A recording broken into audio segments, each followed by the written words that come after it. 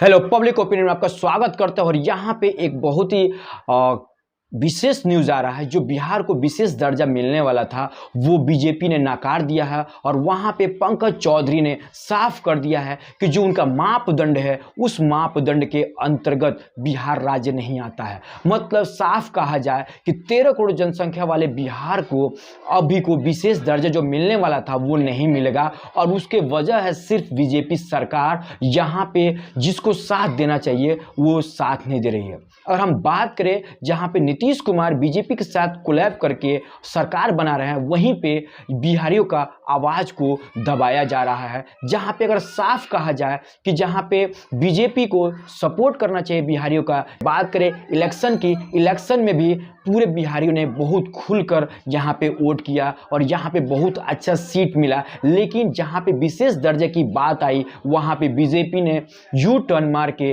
अपने को साबित कर दिया कि बीजेपी सिर्फ उनका साथ देती है जहाँ पे उसको प्रॉफिट दिखता है।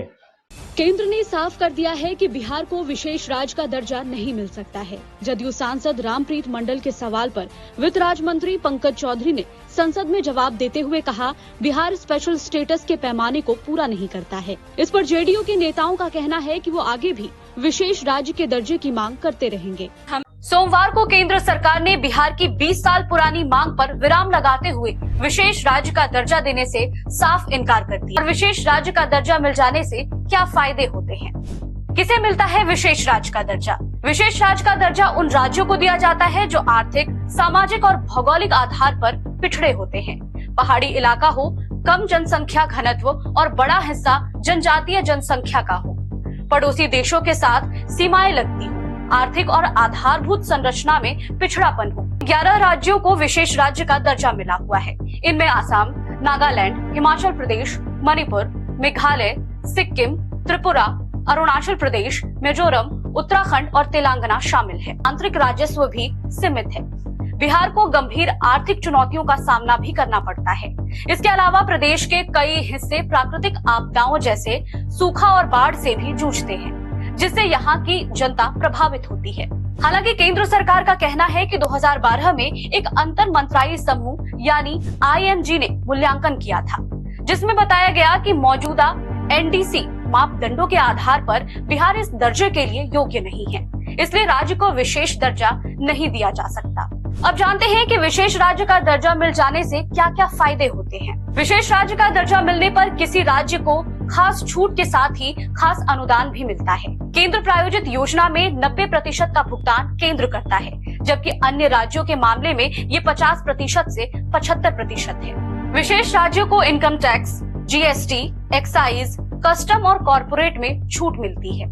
राज्यों को मिलने वाली आर्थिक मदद 90-10 के अनुपात में दी जाती है, यानी केंद्र सरकार जो पैसे देती है उसका 90% अनुदान होता है और 10% रुपए बिना ब्याज वाले कर्ज होते हैं। ठीक है, अब हम बात करते हैं कि यूपी में देखें, यूपी वालों ने बहुत ही अच्छी टाइम पे समझ गए और वहाँ पे उन्होंने बीजेपी के साथ यू टर्न किया। लेकिन बिहार को जहाँ पे यू टर्न मारना चाहिए था पूरा बीजेपी के साथ थे, लेकिन जब बीजेपी को अगर बात करें कि जब सहायता की बारी आई तो यू टर्न मार के विशेष दर्जा का हक ही 13 करोड़ जनसंख्या से छीन लिया है।